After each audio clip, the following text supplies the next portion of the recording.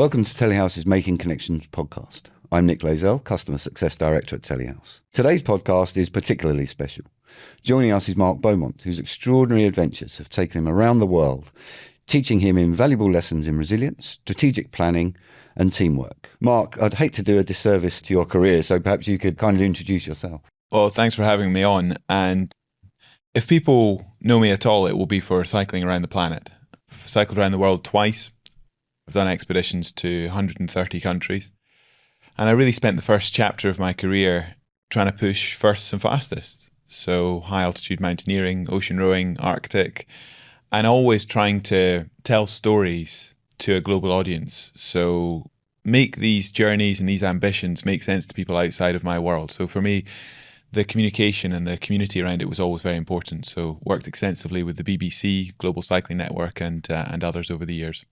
Fantastic, thank you. And also joining us today is Mark Pestridge from Telehouse. Morning, Nick. Good to be here. I'm looking forward to the conversation. Fantastic, thanks guys. Two Marks with us today, so we'll try and distinguish. But we have very different accents, Nick. That's right. So I think I'd like to start today, Mark, by asking you, from your perspective, there's lots of things that go into completing some of the challenges that you've accomplished. And I'd like to think about how you approach those. Do you start with an end goal in mind? Is there a specific end goal you're looking at to try to achieve and then work backwards with the planning for that, towards that goal? Or is it an idea that manifests itself and produces a challenge? I'll try and answer that in terms of, it's very risky when you've been doing something for 20 plus years that you speak with a lot of sort of hindsight and certainty and almost you were born to do this. Now, I'm not sure that's true for how you actually lead your life. That's how things often look. And if you look at the last 20 years, everything looks quite successful, professional, dare I say it, inevitable, as one ambition leads to the next and they get bigger and bigger as these projects get faster and faster and longer. And I think the risk with that hindsight, of course, is that you forget how you were actually perceiving the ambitions as you built them, built the team, had those sort of setbacks and insecurities. And I say, looking backwards, it's just like, well, it was all fine and I was always destined to do it and I was just in the right place and all that good stuff. So I think the way you actually lead your life, not the way I remember things, is I always had that ambition at my core to figure out what I was capable of. I've never been hugely competitive in an adversarial sense. I've never really been trying to beat other people, which is a strange thing to say when I've spent my entire life trying to do firsts and fastest. But it's always been the endeavour to figure out success on my own terms. What do I think is possible? How do I build the right team to achieve that? As opposed to, what do the history books tell me and how can I better them? And I think the starting point for me is, I read a lot. I absolutely love the history of what I do, but you can't base your targets on what other people have done, because that then does just become, let's do what we did last year a little bit better, or let's try and beat the competition by a small margin. And if you look at my track record as an athlete, I've always created these leaps in performance. I've either failed, and I've never failed for a lack of a plan. I've failed because normally it's too dangerous to carry on. There's a fundamental reason that, it's not the right decision to carry on because of things outside of your control or a situation you find yourself in. But when we've completed on the project, completed on the plan, it's always what other people perceive as this big leap. Wow, there's no reference point for what they've done. And you'll notice that I always talk about we and they. Even though, I'm clearly the person who's at the heart of this, having to have the vision to then say, this is what I believe is possible and this is how we're going to do it. So I don't want to just talk in theories. I mean, let's talk about actual examples. When I was 22 years old and setting out to cycle around the world the first time, the record stood at 276 days to get around planet Earth. It's an 18,000 mile race. For anyone listening globally, that's 27,000 kilometers. It's the world. And the last three people had come home within a matter of days of each other. They were pipping each other by a day or two. And I looked at that and I thought, what don't I know? Why is the record what it is? And I set out with a very simple plan of riding a century a day, 100 miles a day for half a year, a day's contingency, a fortnight, which gives you a target of 195 days. I'm breaking down something quite complicated into something quite simple. But with a target of 195 days, I cycled around the planet in 194 days and 17 hours. So broke the record by months and months, first person to go sub 200 days, but really hit my target within 8 hours.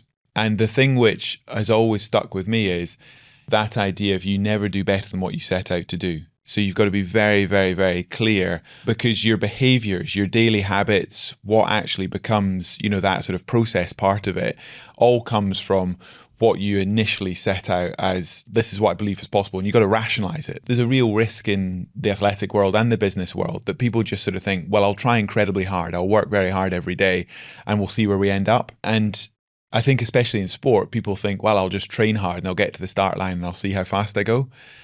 It doesn't work like that, because you're missing quite a lot of important psychology within there.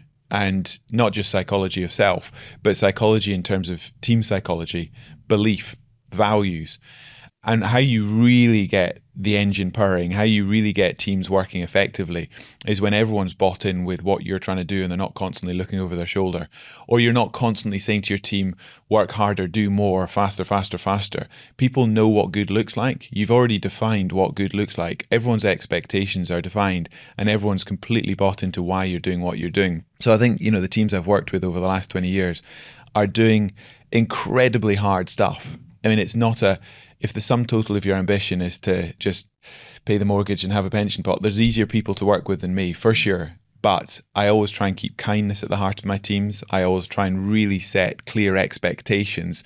And everyone's got to understand what success looks like before they start out, as opposed to going into it and going, let's see what's possible. So that's a very long answer to a short question, but it's quite a big question.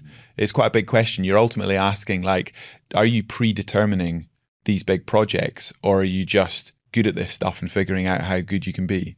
One of the things that really resonated there, Mark, was you talked about you're changing where the bar is in terms of what people have done. And I think from an athletic point of view, that's fantastic. Do you use that in the business world as well? Because I know we haven't talked about it yet, but I know you're running a huge amount of projects in the life sciences type world. Are you challenging the preconceptions about what is and what is achievable and isn't achievable in that area as well? Yes, I am. And I think a lot of people think that sport is a useful metaphor for business. I think I've taken it a bit more literally than that, because I spoke about the first chapter of my career. The second chapter is I'm a partner in a venture capital firm called EOS, and EOS is focused on science and technology addressing key global issues.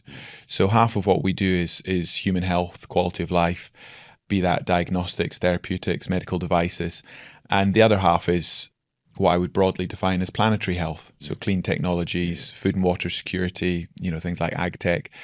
So through my broadcasting career, I've got seen firsthand a lot of the challenges facing planet Earth, and I think we all know what they are, but many people know what they are through listening to podcasts and reading the newspaper, as opposed to having actually visited islands that are sinking or seeing the effect of microplastics in the oceans. So my interest was very much to invest in and back the very best scientists and technologists who were creating solutions for the big issues of the day. And I co-run a really exciting business doing that in Scotland. Scottish universities are absolutely world-class at this in terms of research. Can you commercialize that? Can you scale that? Can you build the right team to actually reach market and protect these ideas? So your question is it the same thing? It is and it isn't. My passion, and I think the thing that I've got a track record for, is building high performance teams. And yes, at the heart of it, I've got to have the credibility for having a good work ethic, having the right values. People have got to look at me and go, he's doing what he said he's going to do. There's a big trust element there. But what we do now, building early stage scale up companies, is in some senses exactly the same thing. You might think, well, that's a strange thing when you're working with, a group of lab scientists compared to a group of high performance athletes. But ultimately, psychology, tight time frames, communicating behaviors by inputs. What do you actually do every day rather than outputs? So many businesses talk about the turnover they want to achieve every year or what productivity might look like. But that's not often something that people actually affect in their day-to-day behavior. It's something that happens when the inputs are correct. Yeah. And so for leadership to define what people expect people to do as opposed to what the business needs to create is a really important communication skill. So yeah, the answer is yes, I do the same thing. Where it's different now is when you're a partner in an investment firm and you're trying to create the environment for change and success, it's a slightly more hands-off thing than actually being. So in the past, I was the CEO. I was the person who everyone was looking to for reassurance. Whereas now I've almost got the chairman role. I'm working on the business rather than in the business. And I'm currently working on 18 businesses. So I can't possibly be the person that's actually delivering that leadership on a day-to-day basis. And in one sense, I find that quite challenging, inspiring, but also frustrating, because I think a lot of people listening can relate to that as you go up through leaderships. There is that temptation always just to go, oh, well, I'll do it myself. I'll do it myself.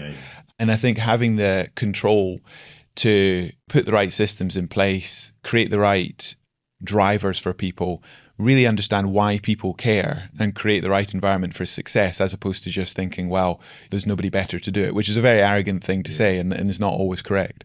Yeah. No, it's the most difficult thing I think about moving from a doing role into a leadership role is how you create that trust. And you're right. Often in what we do, it's like, oh, I'll do that myself because I've done it before. I know how to do it. Whereas actually what you've got to do is you've got to empower people, create the right environment for them to want to thrive and succeed, and give them the bandwidth to do that, but also the bandwidth to make mistakes, and to learn. You talked a little bit earlier on about, with hindsight, everything looks great, didn't it? I got around the world in 79 days and mission accomplished. But I'm sure during that journey, there were moments where you were tearing your hair out. You're thinking, this is never going to happen. You wanted to throw it in. You've got to let people learn from those kind of mistakes along the way, haven't you? And create that spirit of them learning from what they do. And that's a really, really difficult thing to do. And that's why management is very different from leadership, isn't it? Definitely. And I think the important detail is once you've created structures for responsibility, you've got to respect the structures you've put in. So it's very, very tempting when things go wrong to jump back in and try and fix things, but you've immediately undermined the accountability that you tried to create.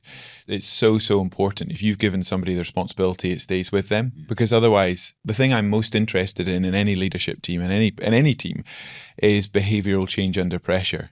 So it's not about your technical know-how. Let's assume people are good at their job in a technical sense, but it's very much about behavioral change under pressure, meaning like, if whatever that stress strain looks like, and that could come in many forms, how you think, what you say, and what you do changes in that order. I mean, clearly your emotions are the first things, and you need to be very, very conscious about how your body language and your words change when you get scared or pressurized. We're all very conscious of that.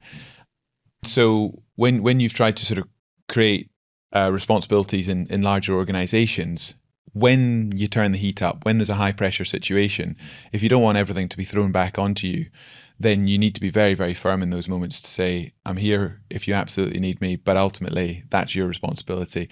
And also, not to go over people's heads when there's issues. Allow them to sort out, it's like working with your children, sometimes it's good for them to argue and to figure out themselves as opposed to stepping in every time. Absolutely. That's an interesting concept as well, about sometimes an element of conflict in leadership or management teams is good because it gets you to the right end goal, because people are coming at it from their particular areas, but you've got to manage and step back from that a little bit, haven't you? And at times that's really, that's a challenging thing to do as well. It's always high pressure. Let's go back to the cycling, sporting stuff. You get it wrong. You get it wrong. There's definitely times where I've got it really badly wrong. And when I went to retake the circumnavigation world record in 2017, so I was trying to be the first person to get around the planet in less than 80 days. It's such a pressure cooker situation. I'm riding for 16 hours a day for 2.5 months. I've got to average nearly 400k a day. It's brutal. Sleep deprivation, less than 5 hours a night sleep, on the bike 16 hours. It's unbelievable.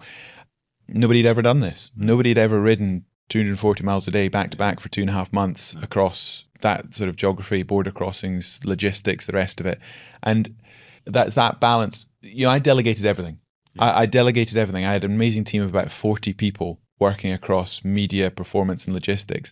So I didn't actually have, anyone that I had to instruct I had one job, race the bike. Yeah. But because I'd set up the entire project, brought in the funders, the partners, the broadcasters, there was still that emotional leadership where people look to me every day for a bit of quiet reassurance. And I wish you could delegate that, because when you're having a tough time, the last thing you want is to reassure people. But I was very aware that when I sort of stepped on the bike at 4:00 every morning, if I smiled, everyone smiled and they got on with their job. And if I looked worried, everyone looked worried. Yeah. And I think, as I said to you before, I've done a little bit of cycling, and I did a ride last year, which is called Chase the Sun, where you ride from east to west coast from Whitby across to Ayr. And That's only 205 miles, so it's not even what you're doing in a day. But I got to Ayr and I wanted to throw my bike in the sea. And I'm like, I'm never riding that thing again. Not only are you doing 240 miles, which is an extra 35 miles is a long way, by the way. How do you then, off 5 hours sleep, how do you get the mental fortitude to go, right, I'm getting back on my bike again today and I'm going to do the same thing again? Do you break it down into chunks?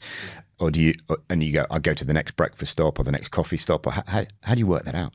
When I went into the Round the World in 80 days, that could never be your first big project. There's a lot of experience going into something like that. It's interesting to see who will come next and who will try and break that record. Yes, you need to be a good bike rider, but there is so much about not just the physicality and the conditioning to do that, but so much of it is just having the comfort zone to operate in that environment. It is relentless. And I mentioned the sleep deprivation, but it's just physically and mentally, so full on. I mean, I was 1,100 hours of time trialing. It's absolutely brutal. And as I say, whoever comes next to try and break the record, and I hope somebody does some point soon. Of course, the geopolitics has become more difficult. First time I went around the world, I went through Iran. You can't do that. Second time I went through Russia. You can't do that. So the only other route through Asia is through the stands, across the Caspian Sea and through the stands. And that's probably too mountainous to break the record. I'm getting lost in the detail, but it's an interesting point. It's not just about my physicality and the team. There's just the world you operate in and the things you can't affect. But to your point about, do you break it down? You have to. There's lots of people who could ride 240 miles. It's hard, as you've alluded to. It's right at the sort of upper end of what you can do sustainably. But then can you wake up 5 hours later and do it again? So I always talked like the entire world was split into 4-hour blocks. And the graveyard shift, as I called it, was 4 o'clock till 8 o'clock in the morning. And the way I thought about it was ride through dawn, get up, get on the bike, ride through dawn. And then at 8 o'clock in the morning, I would have a sleep. That sleep would be 8-10 minutes. I would get in the RV, get my head down. And then the sort of mind trick at that point was I only need to ride 4 hours. Then I get a wee nap and then the day can start. So I was never waking up and going, I have to ride 16 hours. I was just thinking I need to ride 4 hours, ride through dawn, get a wee rest, and then the day starts. I mean, it's silly when you say it out loud, doesn't it? 8 to 10 minutes, it's nothing, but it's still enough to trick yourself into thinking I'm not riding a whole day. I just need to ride through dawn. I just need to get that first little chunk done. That's all I need to think about. And then I'll get a little respite back on the bike and then the day starts. And that allowed me to punctuate the day in a way that I didn't go absolutely mad with the concept when I woke up and felt, that level of pain and suffering every morning was, indescribable. That first day when I rode out of Paris up into Belgium, I was joined by Cy Richardson from a channel called GCN. If there's any listeners who are bike riders, they'll know what I'm talking about. He's an ex-pro. And for the first 6 hours, he rode with me and he said, this is quite easy. I could do this. It's quite gentle. And the thing I always say about endurance in sport and endurance in business is you don't need to go looking for it. This is not a sprint. It'll find you at some point down the road. It's about being ruthlessly consistent. It's not about showing off and showing how good you are any given day. It's can you do it today, tomorrow, next week, next month? Can you keep turning up and work hard when nobody's watching? That's what matters. So after 6 hours, he dropped back a little bit and for the rest of the day he sort of sat on my wheel. And at the end of 240 miles, he got off the bike and he said, that's the hardest day I've ever done on a bike. And I said, what are you doing, Si? And he said, you said 240 miles. I said, the average going around the world, if I'm going to go less than 80 days, is 240 miles. How are you going to make 240 your average if you stop at 240? So because he'd fixated on a number, an output, not an input, not a behavior, his entire psychology was based around that. And when he got there, he's like, I'm done. And I said, you still got 35 minutes. We're riding 16-hour days, 4 times 4-hour sets. And he said, I'm done. And he put his bike in the van and went home. And of course, I had another 35 minutes to ride. Now, you can't affect how far you go because of headwinds, tailwinds, road quality, topography. You can't affect your progress in any given day. The only thing you can affect is your effort level. Your effort level is what you can control. Time on the job, consistency, efficiency, prioritization. That's it in a nutshell. So when people sort of say, I put a double effort in, or I worked really hard, or I'm showing my boss how good I am, like that sprint mentality, that doesn't really impress me. What I value in my team is absolute religious consistency. Just, start meetings on the hour, not 5 past the hour. be relevant, have the ability to prioritize. Those are the things that matter. So if you look at everything we did going around the world, it was about ruthless consistency. I always said to my team, if we faff for 5 minutes every time I get off the bike, that'll add a day to the world record. So yes, we should care about aerodynamics and nutrition and all the rest of it, but just make sure I'm on the bike at 4, not 4:05. Because over the course of weeks and months, that's what matters. And that keeps you sane. On the bike, if you know that you're controlling those controllables, the other stuff, the headwinds, the tailwinds, the things that are outside of your control, they stop worrying you quite so much because they're just factors which over the course of time will average themselves out. And I think you just need to trust that that long-term average will take care of itself. Mark, in your around the world and in under 80 days, you've talked a lot about the teamwork and I imagine it took a huge amount of planning and maybe years of planning towards the actual expedition itself. How did you transition from, I guess, leading the team through that planning phase to being the subject almost of, or the output of the teamwork during the actual race itself? So it took about 2.5 years to pull together. It was a £1 million budget. There was 40 people working on it. It was a project which had to work from a performance perspective, but it also had to work from a media perspective as well. And people always talk about the ride itself and go, wow, it must have been very difficult when you crashed in Russia and broke your teeth and fractured your elbow, or, when you wrote off your sport vehicle in Australia, or you got stuck on the border between China and Mongolia. Are there not moments you just want to quit? Because, the excitement of the expedition is very real and, the pain is very real when you break yourself. But I think what's harder in leadership is almost the uncertainty when you're facing lots of setbacks, trying to get the thing off the ground to begin with. Because when you're out there, you've got momentum, you've got the backing that you need, you're out there doing what you love, as hard as it might be, and it's up to you. Whereas when you're getting major projects off the ground, nobody quite yet knows what it's going to be, and you're just having to invest the energy to create it. I think that's when you have, in leadership, when you have the most doubt, that what am I doing? Is this going to work? Because it's not necessarily your core skill set. I mean, if you talk to most bike riders, what they wouldn't do is ride their bikes. All the other logistics, fundraising, project management side of it is not, it's all a means to an end. And the biggest setbacks I had and the biggest sort of sleepless nights were in the years in the build-up. I'll give you one quick example. I had this dream to be the first human being to get around the planet in less than 80 days under their own steam. The Phileas Fogg, but like, for real, let's do this. Can you actually get a human being around the world and under your own power in less than 80 days? The record was 123 days. But in the end, I broke the record by 37%. Broke our target by 1.44%, but big leap in performance. People thought we were nuts. Now, even though my team rationalized how you could do this, what I've mentioned before, breaking the world into 4-hour blocks, average speed, what it would mean, how you could actually do this as a paper exercise, there was no reference point for it. So when we then went out to try and get backing for it, people were inspired by the idea, but people always look for a reference point. I won't name and shame them on the podcast, but there was a watch manufacturer, a timepiece manufacturer. It's the ultimate story about time. How fast can a human being get around the world? And they said, look, we would love to write a big check for this. It's inspiring. But the perceived risk, if you get around the world in 81 days or 91 days or 101 days, you'll have smashed the record but failed by your own target. So they pleaded that I didn't claim the 80 days before I did it. They said the reputational risk, if you don't do the 80 days, it's such a big thing that basically our sponsorship, our backing is conditional on you keeping this as a finish line story. And they said, well, wouldn't it be amazing if you get to the finish, 80 days, what a story, press release, tell the world. Now, you might think, well, of course you would do that. Fixes the budget, brings on an absolute halo sponsor. Of course you would do it. I said no. After a week of sleepless nights, I said no. And I had a big problem with the budget. And my finance director left the project saying that I was crazy.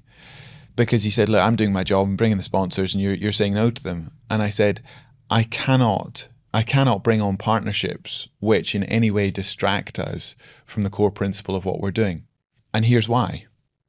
I felt for the public, the press, anyone who cared to watch this project, it would be the earned media value, to be commercial about it, would be a lot higher. The engagement would be far, far greater if we allowed people onto the journey.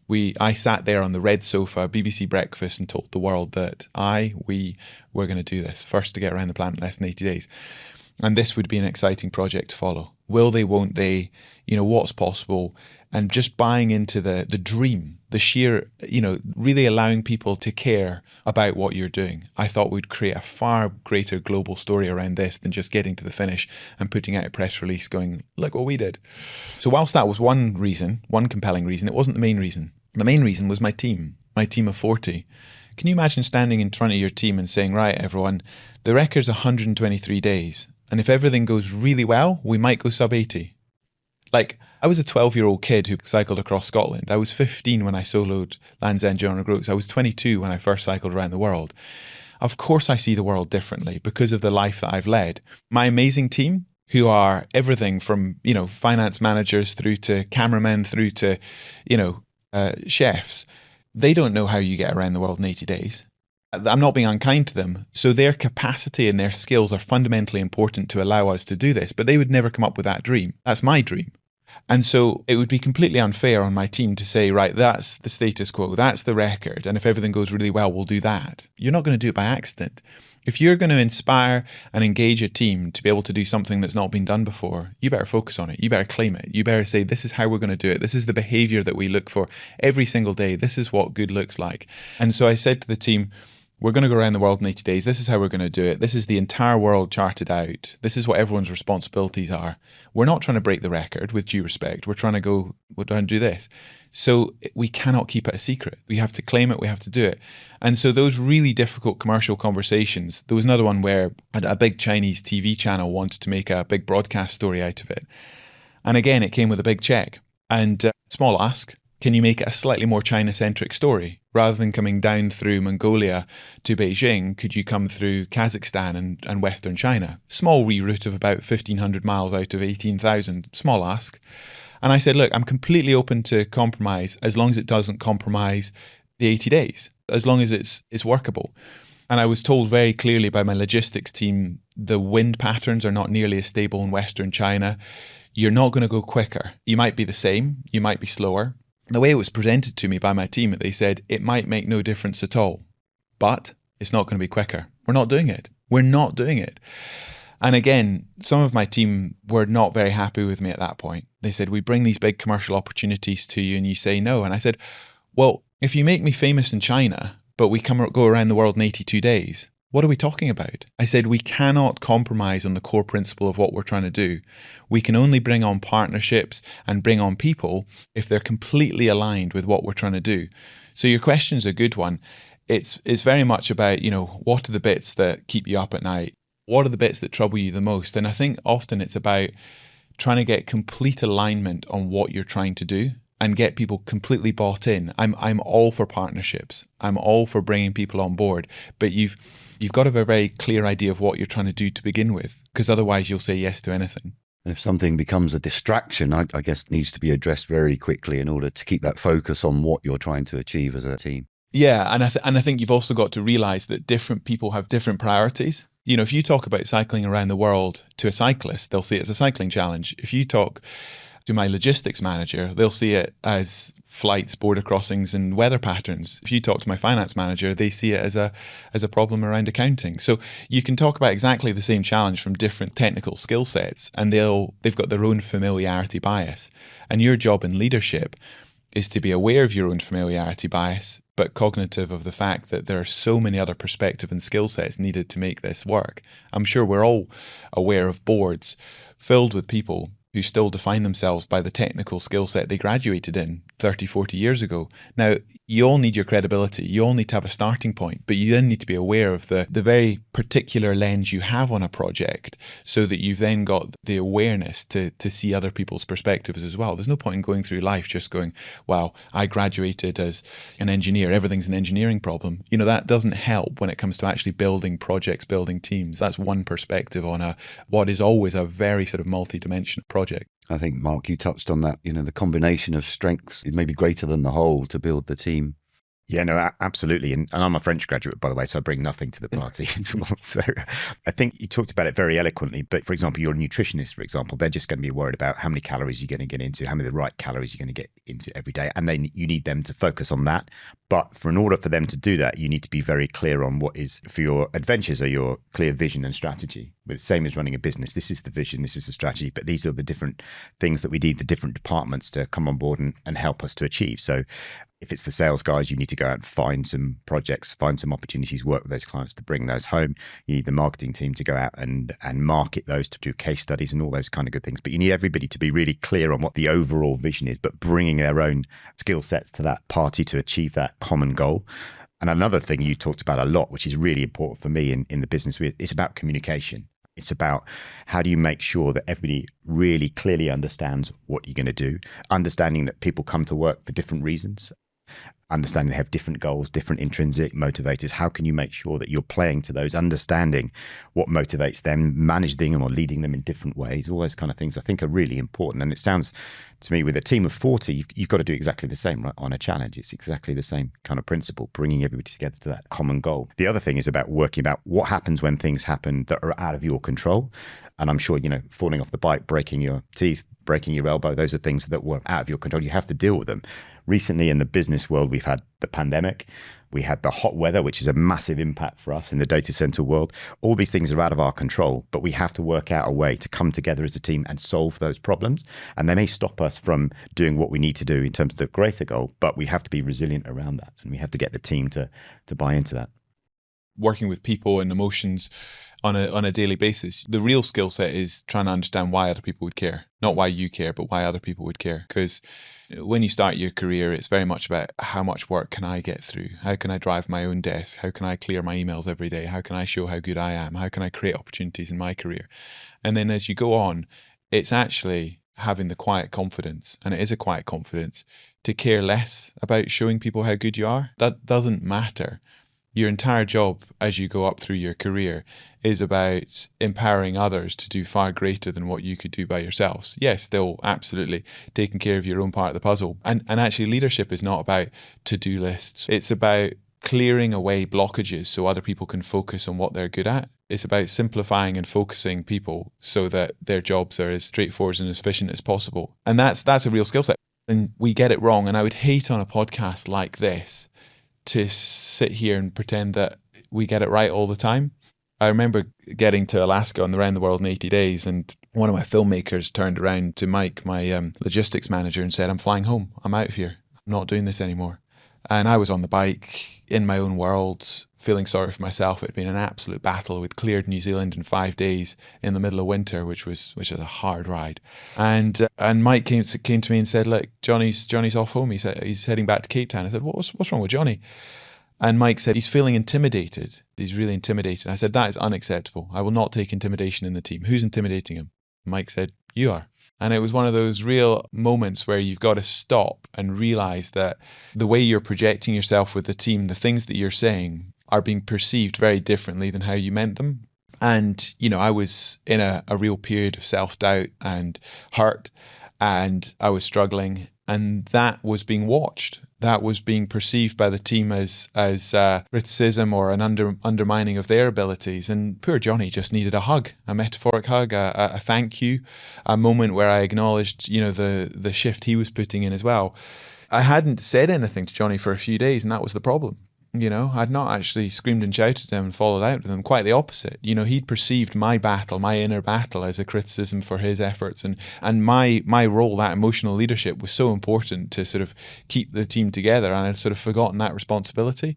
So we get it wrong. And Johnny's a lifelong friend, and we've done other projects together. But there was a crisis moment there where I nearly lost him because of my own lack of self-awareness in a really hard point. And have you seen a lot of that in your business leadership since then? Yeah, I mean, you cannot always take people with you. Okay, so again, I think you're living in a fairy tale land if you think that you can. Now, I'm not pretending I always get it right, but you have to try and live by your own values and make decisions that you can live by. The way I always think about it is, you try and be fair to everyone involved, but you're always focusing on the core principle of what the business is trying to do. And there's a natural conflict of interest quite often in the venture capital world between the ownership of businesses, the shareholding, who the employees are, and what's right for the business long term. So I could think of lots of examples where you're trying to do the right thing by, say, founders and major shareholders in the business. But is that completely aligned with, how we grow the business long term? Short term, we might need to make some changes. I see it quite a lot in sort of with academic founders who are absolutely brilliant, but might not be the right people to lead the company in the role that they started in, for example. So can you always get everyone to agree with you every time you create change and leadership structures in businesses? No, you can't. But you have to sort of sleep at night going, I'm trying to be fair with people. Your fiducial responsibility as a director and as an investor in this space is to fundamentally, in order, look after the employees, look after the shareholders, and make sure that everyone involved is suitably motivated. Now, the psychology is clearly not such a hard and fast thing in terms of your director's responsibilities, but it all comes down to psychology. Can you get everyone to agree with you all the time? No. You have to try and sort of step back and do the right thing for the business and take people with you. Now, every week, there's difficult decisions to be made on that front. And as the investor, you're often painted as the other side of the fence, and it couldn't be further from the truth. We're all in the same boat, rowing in the same direction. What do we want to do? We want to scale exciting, impactful businesses and build motivated teams who are driving that change. But can you get agreement on everything all the time? No. And I think it's really, really important in this conversation to say that there's constant friction. There is constant friction. So when you look at these big projects and you read my books or watch my documentaries and you just think, well, that looks very professional. There is constant friction. And it's about being fair, it's about being kind, it's about saying thank you, but realizing that if you're going to do really difficult things, I've spent my life with people doubting me. Just look on social media, look in the press, look at the amount of people. If you're out there putting your head up saying, I'm going to do something that's not been done before, you're going to be faced with a lot of people talking about you to each other as if you weren't there. I've spent my life, because I do have a public profile, with people in a very public way talking about me, without talking to me. And you spend your life going, not just, I believe that this is possible and I'm not crazy, but a quiet defiance that you need to, rather than sort of push back and fight back on those who are sort of doubting or criticizing you, just be really, really consistent and do what you said you're going to do. And allow that story to tell itself, if that makes sense. So if I fast forward to the venture capital stuff that we do, when I got involved 5 years ago, it was very much about, a press release every time we did anything. And the story was always about EOS. It was very much about, this is the story and this is what we're doing. And I said, we're going to change that. We're going to be incredibly discreet. We're going to put the story onto our founders. We're going to put the story onto our portfolio, the amazing stories of what they are doing and why they're going to do it. And we're going to try and be fair and hardworking and have integrity with everything that we do. And it's ironic that I'm now talking about it on a podcast, but it's an interesting topic because I've tried to change the narrative so that, you're no longer sort of screaming and shouting about what you do. You're just trying to enact the right behaviors and create the right cultures within your company so they do similarly. And it's about that consistency of doing what you do well, living by your decisions, even though you can't take everyone with you all the time, and trusting that the long-term picture will take care of itself. You can only live life day by day. You can have an idea of what 5 years' time looks like, 10 years' time looks like, but actually life is lived in the moment. And it's what you do today that matters, and turning up and being consistent. I think there's some amazing stuff in there, Nick. I think from a business perspective or a leadership perspective, I think you have to acknowledge pretty quickly that you can't please all of the people all of the time. And you sometimes have to make some very unpopular decisions, but it's doing the right thing for the business. And leadership is not a popularity contest. It's about doing the right thing at the right time for, as you said, Mark, it's about your employees first and foremost. It's about your shareholders, but I also think it's about your customers as well. So those are the three kind of different plates you've got to keep spinning the whole time. And you've got to make sure you're doing the right thing to get to the right level for all of those. And I think you need to then empower people to help you deliver that. But I also think the other thing is around real honest communication. I think you have to be honest the whole time with your shareholders, your customers, your employees about where you are, what you're trying to do, and why you're trying to do that. So with those three, it's about honesty, communicating. So if you do have a challenge or a problem or something that's not going so well, you need to be open about that. and be resilient around it and get people to understand why you're doing that. And I think that's the key for me, that honest communication across all three groups. And as I say, not understanding that you don't have to be the most popular person in the world, but you have to execute on that strategy. And the other thing that really resonated, Mark, is that we as an organization, we have a 10-year plan, right? But if we just look at the 10-year plan, we're never going to achieve it. You have to break that down into, we call it midterm plans, 3 years, 1 year, quarter, and then back to the day. So what can you do during the course of that day that's going to make a positive change and drive things forward? And I love your point about living in the moment. We're always worried about what's happened in the past, but you can't change it. So why are we worried about that? You're always worried about what you're going to do in the future, but the only thing you can really affect is the here and now. So what are you going to do today to make a positive challenge for those three groups, for your customers, your shareholders, and most importantly, your employees? And I think that's really something as a leader you've got to really focus on. What can you do today? You've got to be very strong on momentum. Something you talk about there, like, the past, the present, the future. Any business is about momentum and it's about confidence. And it's very tempting when you're in a leadership role. Every time there's an issue, you down tools, you have a powwow, you talk about it, you figure out who did what wrong. And what I always encourage my teams to do is, if there's an issue, internalize it first. And if it's relevant to your future, then talk about it relevantly, but try really hard to not slow the momentum of the overall project because of the issue. And if it's not relevant to your future, it's water under the bridge. It's water under the bridge. And it's really, really hard for people in leadership roles to not sort of create an issue every time there's an issue, because all you're doing then is you're slowing things down. And it takes real control when, especially if it's annoyed you, especially if it's evoked an emotional response, to not sort of say, right, everyone, we're going to talk about this. Let's have a meeting. Everyone stop. And it's really, really important actually to internalize it and go, okay, go for a walk. Is it relevant to our future? If so, how do I address this in the least disruptive way with the relevant people, as opposed to everyone stop? Because your only responsibility in leadership is to, make sure that, my pet hate, I'm sure for everyone listening, is having multiple meetings talking about the same problem. There's nothing worse than having a rolling agenda of the same stuff. So just make sure that you deal with things as they come up. And if it's not really an issue, it's just a bit of a bugbear or a bit of history, let it go. And I think that's a massive skill set, because all you're looking for in any business is momentum and relevance, full stop. And that maybe also simplifies the situation to some degree, looking out a year, 3 years, 5 years in the future. There's a whole load of complexities around there, a whole load of unknowns that could happen, but dealing with something today potentially simplifies the situation and brings it maybe a little bit more into focus, or enables you to really take kind of practical steps towards getting over that hurdle or that issue or the problem. Once you start to think about 3 years, 5 years, 10 years, I think the really important thing to reiterate to your team and anyone listening, how are you going to look back? I know that's a bit grand, but how are you going to look back? I look back on the last 15, 20 years, and I'm incredibly proud to have been part of a generation who have completely shifted the dial in terms of ultra endurance, these expeditions. We've taken the round the world record from 276 days down to 78. Human beings can now get around the world 200 days faster than when I got into this game. Now, to look back and go, not just I was there, I was part of that industry at a very exciting time, but that's what we did. That's what we did.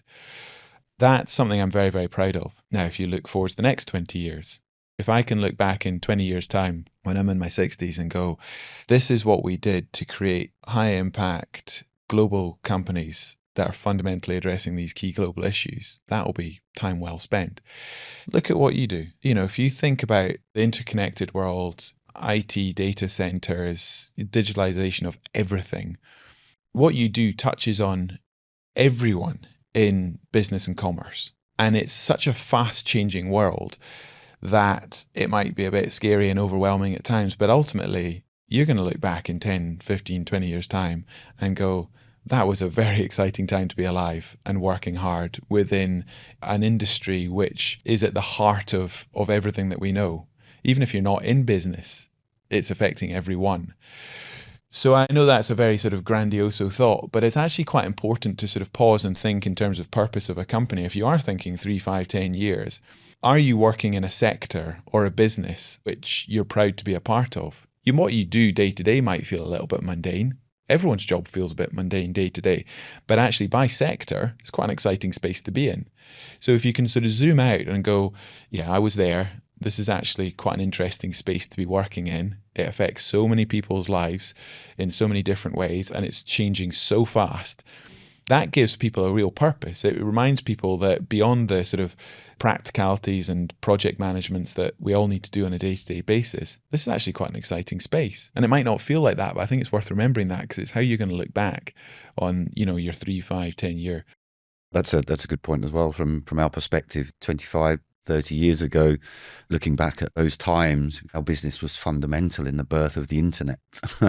So those kind of things are really relevant today. And if we put some perspective when we look back, I think we can pick out those real achievements and real excitement of part of maybe something at the time you didn't really know that was happening or what the impact might be. But it's been great to look back on that kind of thing as a business like ours. But I think when you build success, obviously it's a global business that you're involved in. There's always a big difference between how you see you and how the world sees you. So even people listening to this podcast, will have a very different perception to the business than those who are in the business on a day-to-day basis. I'm still a homeschooled kid who loves riding my bike, who actually doesn't like competition because of a lot of my formative years. And yet the world asks me to sit on podcasts and talk about world record breaking success and building high performance teams. There's still that kid inside all of us who has a very different view on self than maybe you do. And then the life that you lead and the way you perceive the business and the opportunities and your own personal journey within that is always going to be. And there's an interesting conversation there around success and profile. As you build success and as you build profile for what you do, that void between how you see you and how the world sees you changes. If you've got a bit of humility about what you do, you'll continue to have the same hopes, fears, insecurities. It's just the human condition. And yet it just looks like an incredible crusade when you've got this global business, with offices, here, there and everywhere, and people looking to what the next 5, 10, 15 years looks like. And I think it's great. It's fantastic, but it's also worth sort of calling out the fact that businesses at their heart are people. You can have all the infrastructure in the world, but it's ultimately people. Yeah, I think, Mark, you touched on the people thing a couple of times, and I know it's very close to your heart now. The people in any business are absolutely at the heart of it. They are the most important thing in every business. I think, as I said before, you've got to create an environment where each individual wants to be successful, and people will drive the business forward, and people do that on a day-to-day basis. So whatever you say, whether we're in 14 or 20 or 30 countries, it doesn't really matter. It's what's happening in each individual's world. And I think, looking back, we don't do this enough, actually. If you think about the sort of things that we do enable, fundamentally, we enable people to have better quality of lives because of all the things that happen within our buildings, whether that's through streaming or working from home, so you don't have to travel to an office all day. We enable all those things, and I think we forget about that on a day-to-day basis. And I think that's something we should perhaps take a step back sometimes and just think about some of the good things that we do enable in the world, whilst not losing sight of what we want to strive and move forward for as well. I think that's a really important thing to get that balance right. We've touched on some of your thoughts, Mark, around how you approach business and people and an organisation and treating people the right way. But from your perspective, your own values, your own core values, are they something that have adapted over time or changed, or do you apply those in a business environment or in your expedition environment as a starting point? I think when you're younger, your values are something which are probably quite intrinsic and from your childhood maybe and your education, and they're not really something you need to sort of think about and communicate. I think I've probably had to, in the last 10, 15 years, communicate them quite a lot to the teams I work with. And so it's only when you're then asked to articulate, like, what do we stand for? What are we trying to do here? What is the right way to work? Or what do we perceive the right way to work is? It's only when you then need to put it into words and sort of think out loud that it becomes a bit more of a conscious thing. So if you'd asked me that question 20 years ago, I think my values probably would have been the same as they are now, but I probably wouldn't have been able to talk about them because I'd never had the opportunity to, whereas I spend my entire life building teams now. So talking about who are we, why do we do this? So for me, I think from the very start, values include things like trust, hard work, integrity. These are things which, for me, values are what you do when people are watching and when people aren't watching. It's about that consistency of behavior. not just showing people what you do, but this is genuinely who you are.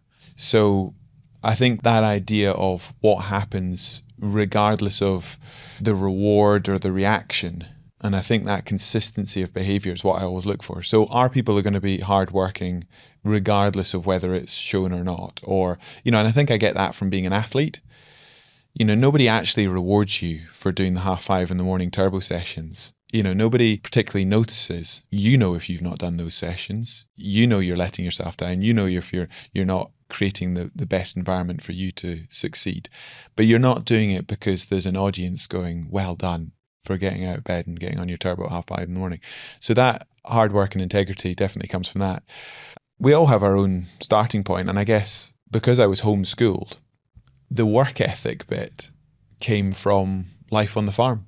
It came from being hands-on physical in a working farm and being very responsible from an early age for doing stuff. I grew up in Edinburgh now with my kids are growing up in Edinburgh, and it's very, very hard to give them the same freedom I had as a child and the same responsibilities.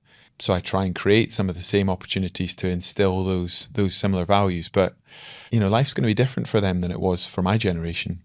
You mentioned communicating those values, which is something as a leader of an organization or a leader of a team that I think is key to instilling the same mindset or a similar mindset in the team as you would have yourself.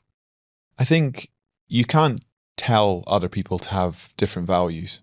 What you can do is through actions. I'm not a big believer in writing your values on the wall and saying that is my values. What I am a big fan of is exemplifying what you do and being consistent about that so other people notice. And you tend to attract businesses, opportunities, and people who have similar values. So you're looking for an ecosystem of trust, and that works in business really, really well. But I think it's best done through behavior rather than just those simple words. So I can articulate what I believe my core values are, but I think it's much better to give examples of those and for people to notice and engage with those as opposed to just simply, because it's quite easy for people to go, well, of course we're all trustworthy. Of course we are. I mean, nobody says that, well, we're not sure about the trust bit, but I work really hard. That's not how values work. But credibility, reputation, that very much comes through behavior and consistent behavior and just doing the right thing over the period. You see it all the time. I mean, I work with investors a lot, and you can say anything you want to get investment, but your track record is everything you've got. Reputation is absolutely everything you've got. Hard won, easy lost. It's very much about when people speak to me and I talk about these amazing cancer diagnostics or clean technologies or whatever it might be. People say, that's really exciting. That's, of course, we'd love to be relevant to these spaces. We would love to engage with that in some level. But then I often feel like, even though I'm not the CEO or the scientist, I often feel like they're looking at me and going, are you going to do what you say you're going to do? It feels very, very personal. And when a family office or an individual or an investor sort of says, yeah, I'd like to work with you. I'd like to have a partnership over the coming years so we can do this. It feels really personal. So I'm not just going to go off and get a job somewhere else because, I fancy a change, because they're backing me. And I felt that throughout my career. As an athlete, I wasn't going to turn around and sort of say, well, this is good fun, but I've got a sub. It's me they're backing. It's a very personal thing. And through me, they also engage with my teams. And I think that level of partnership in business is fundamentally important because it's the credibility that people are looking for to build long-term relationships. Yeah, I think that's something that really resonated there, Mark. It's not about telling people you're honest or you're hardworking or you start work at 8 and work till 10 at night. It's about just doing it and living your life by those values rather than telling people you're living your life by those values or living your working life by those values. And that's what brings you respect and, more importantly, the success, I think. If people can see that you are not asking them to do something that you wouldn't do yourself, or you're not trying to instill company values that you don't live and breathe every day, if you're not doing that, it's impossible for you to then cascade that around the organization or get everybody else to buy into that as an organization. I think that's the most important thing. Don't tell everybody you're honest. Don't tell everybody you're hardworking. You show them. You lead from the front and you drive the business forward that way rather than, as you say, Mark, posting them all over the wall and saying, these are our 6 core values. It's actually about living and breathing them every moment of every day and everything you do. Because if you don't do it as a leader, then how can you expect people that are working for the organization to do it? Because they'll think he may say it, but he's not actually walking the walk. I think a really interesting extension from that conversation is this idea of why would other people want to work with you and why would other people care? And I can think of quite a few examples in my career where, I'll pick one from my athletic days. Guinness World Records. Guinness World Records are clearly a really important partner. They're the third-party verification for anyone who's just doing any record. They're based quite near here where we sit in London recording this podcast. And I think they do a fantastic job. But being honest, they've got a reputation in the industry for being quite expensive, quite difficult to work with, quite hard to get hold of. And why have they got that reputation? I've never paid Guinness World Records a penny, and they've always been there on the finishing line of my projects to be that important stakeholder in the success for what I do. What is the business model for Guinness World Records? Think about that for a minute. They sell kids' books. They're a publisher at Christmas. So once you stop and think, not just I need them to engage with me because it's important to my business, but what's important to them? Well, I need to help them do what they do better. And rather than just sitting behind my emails and hoping they'll engage at the finish line, I'll go and meet them. I'll meet them long before I need them. I'll have those relationships with Craig and with the team, and I'll understand, how do we make this project of ours, this success of ours, a success for you as well? And because you've built the relationship and you've mapped out long ahead of time who you need and why you need them for your own selfish ends, you've figured out how your success can be a success for them as well. And then they're there, on hand, on time, without the cost. And they're a fantastic partner, and they have been for 20, 25 years. And I can think of many, many examples like that where people sort of say, why are they not doing what they say they're going to do? And the whole world's against you. Well, you've not spent the time to sit there and go, well, this is important to me. Who else do I need to help create a success? And you map those out, and then you make the time to know them. And you don't just sit down and go, this is what I'm doing, and this is why it's important, and this is why you should care. You listen and you say, this is what I'm going to do. This is an important partnership for our success. How can I make this work for you as well? Because I need to make sure that this is as frictionless as possible, and that we've thought through ahead of time where the values sit. And I know we all know to do these things, but the temptation is always just to bash out an email, go, well, I did that, and move on. That's not a relationship. No, absolutely. I completely agree. I think the understanding that everything is personal and you're always dealing with human beings is really important. And that piece around listening is so important. There's an old adage in sales, which you have 2 ears and 1 mouth, and you should use them in that proportion. And I think that's a really interesting bit about understanding why it would potentially matter to other people. And then you have to go to what we call the what's in it for me. So why are they going to be engaged? Why are they going to help you? Then they're only going to do that if there's something in it for them. And understanding what's in it for me is a really important part of business. And it comes from listening more than you're talking. And what does success look like for your partner as well? You mentioned about the relationship. It's part of my role in the business that we're in to identify what looks like success for the customer. How can we help them? How do they benefit from dealing with a business like ours? And to be able to tease that out, to be able to communicate that, to be able to discuss that at the beginning of a relationship, or demonstrate the behavior that we want to demonstrate and communicate our values as a business, also then helps that customer, or maybe it's a prospect, helps them gauge how their relationship with you is going to be, how that can be a benefit for them or their organization. Yeah. I know it's a slightly different definition of value, but in a sales way, you want to start a partnership conversation from what's the value of what we're doing here, not what's the cost of it. Yeah. And if you look at the people who backed me throughout my athletic career, I had nearly a 20-year relationship with Artemis, a similar time period with LDC. These are not moments and times where they came on board and said, here's a project, what do you need? Put a name on a shirt. Far from it. We worked for years and years in partnership because I never went into those relationships saying, this is going to cost £500,000, will you pay for it? I've never done that.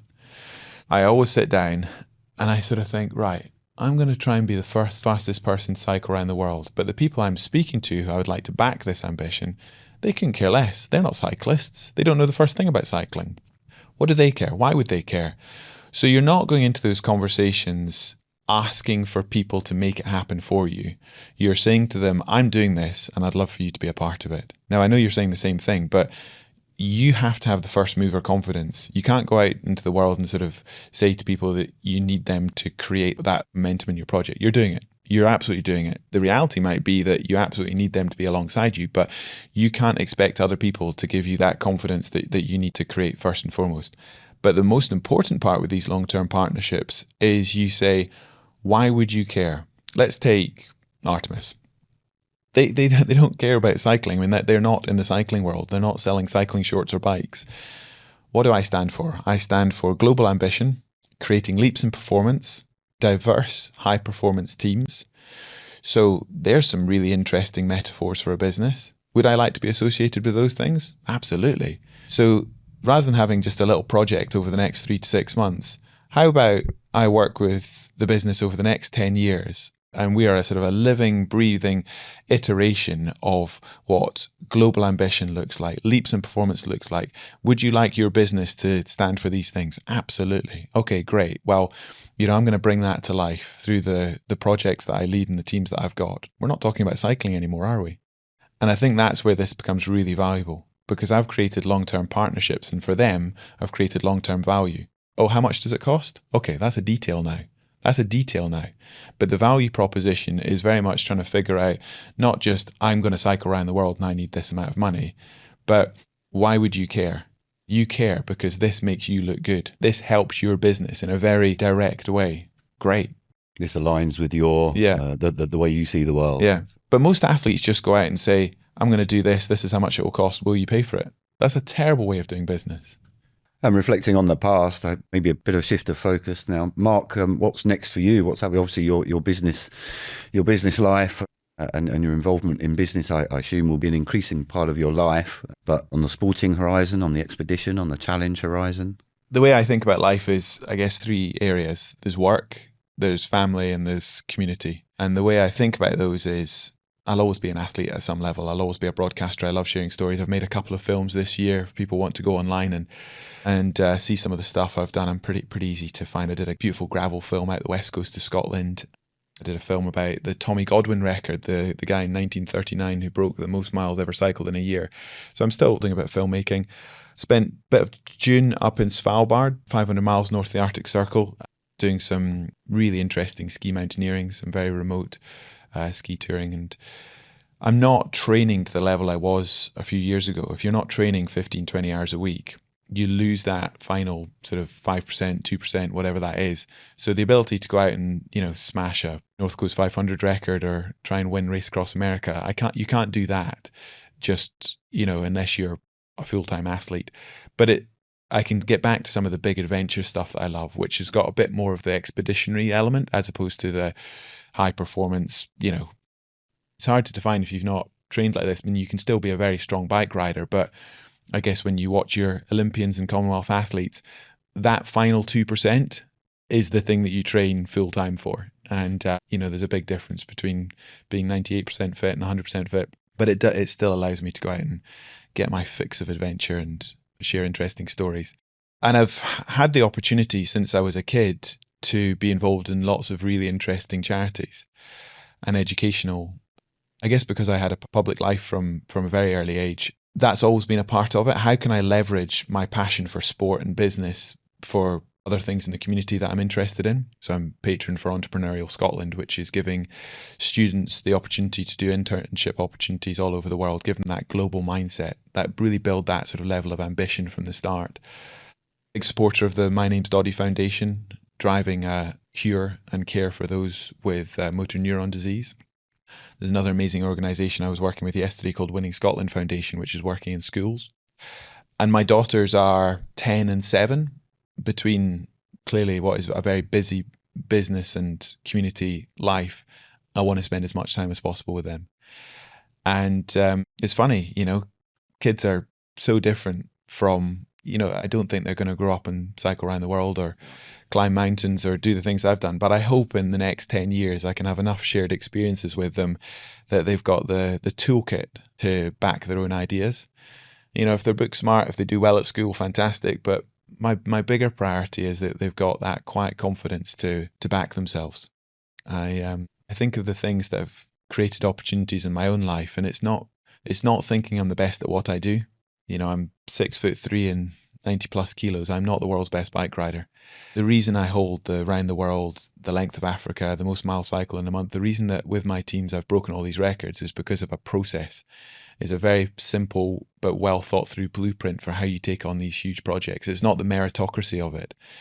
So for the kids, I just try and do things with them that takes them out of their peer groups, stops them comparing themselves in a hierarchy of excellence.